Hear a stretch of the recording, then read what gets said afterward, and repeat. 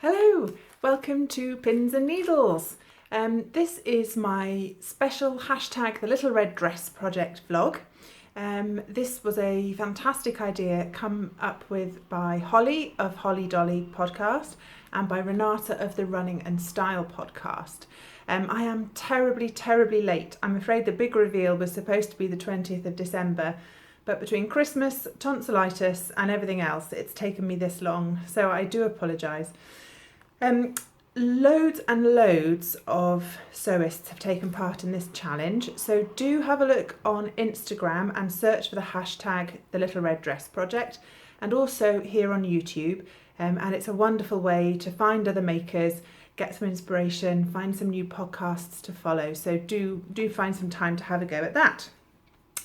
The little red dress that I made, I decided to sew for my daughter Jocelyn. I'm going to talk you through a few bits and pieces now, and then there'll be a little video at the end of my daughter wearing her dress. So first of all, this is the pattern I used. It is New Look 6320. It's a tweens pattern, and I did this one down here, but without the pockets or the bows. I found, Jocelyn chose some lovely red marble effect cotton poplin from Minerva Crafts, and red really suits her. It's not my colour, so there we go. I did make a toile for this, which inevitably came up too small, so I ended up sewing the age 16 size for my daughter, who is only 11, but she is very tall. She gets that from me, so I'm glad I made the toile. I made it exactly as the pattern stated, with a couple of exceptions. When it came time to actually sewing the pieces together, I realised I didn't have any bias binding. And as I said, I had tonsillitis, so there was no way I was going to start making my own bias binding. I hopped on the internet and found a brilliant tutorial on the Colette blog that showed you how to draft your own facings. So I drafted my own neckline facings. These are the little bits I ended up with. It's super simple. I will put links to it down below if you're interested. So I self-drafted a facing, and I didn't have pinking shears and I didn't have the right colour overlocker thread. So when it came time to finishing the seams on the inside of the dress, some I zigzag stitched and some I did a French seam on down the side seams. So I'll show you the dress now with a bit of a close-up, and then you can see Jocelyn wearing it in a minute. So here is the finished dress. The fabric has this lovely pattern on it. Now I've managed to set the sleeves in quite successfully, I think, but I did find it a little difficult. When I was gathering the sleeves in, you do the running stitches and then draw the stitches up to make it fit. But as I was shuffling the gathers in the fabric along, I found it quite difficult to tell if I'd done it correctly, partly because the fabric itself is quite patterned, so it made it difficult to see what you thought was a pucker might just be a bit of the fabric design. And also because it's such a lightweight fabric, as I was pulling the running stitches, it was pulling the weave of the fabric as well, so it distorted it.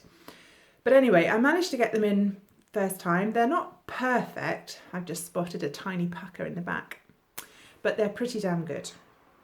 The thing that drew me to this design was the exposed zip in the back.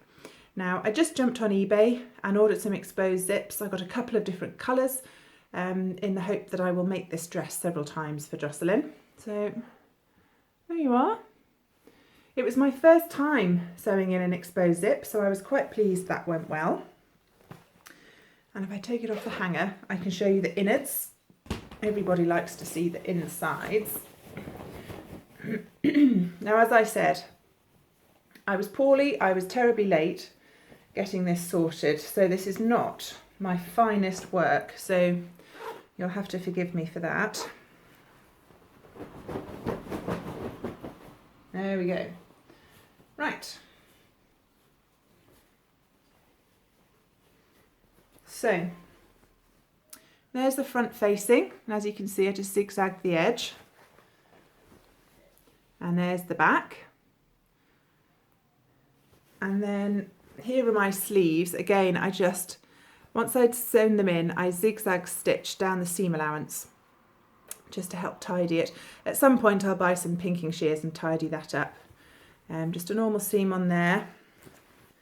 And then my lovely French side seams. I've only done French seams once before. They're super easy, but I did pop on to Tilly and the Buttons blog because I remembered from when I made a set of pyjamas by Tilly that she had a little quick tutorial. So again, I will link to that down below. So overall, I'm pleased with my hashtag the little red dress project. Again, my apologies for being late. Do search for other people's projects on the internet. They're well worth a look. And I will hand over now to my beautiful model, Jocelyn. So here is my hashtag little red dress project.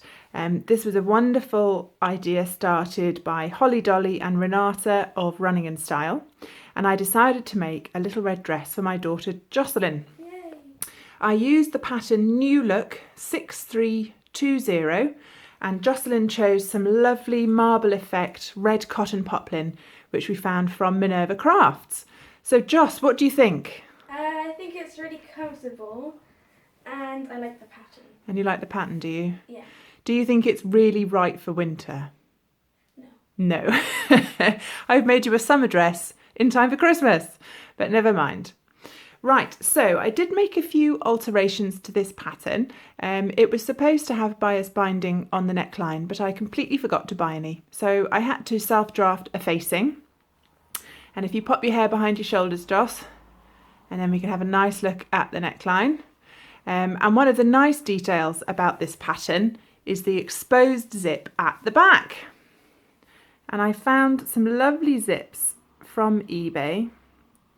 And that's a really nice feature on the back. There we are, Minx. I've got that turned back around again. So give me some marks out of 10 and tell the truth. What do you think? I'm going to say 8 because you said there's always room for improvement. There is always room for improvement. And when it gets a little bit warmer, do you think you'll wear it? Probably, yeah. Probably. Okay, that will do.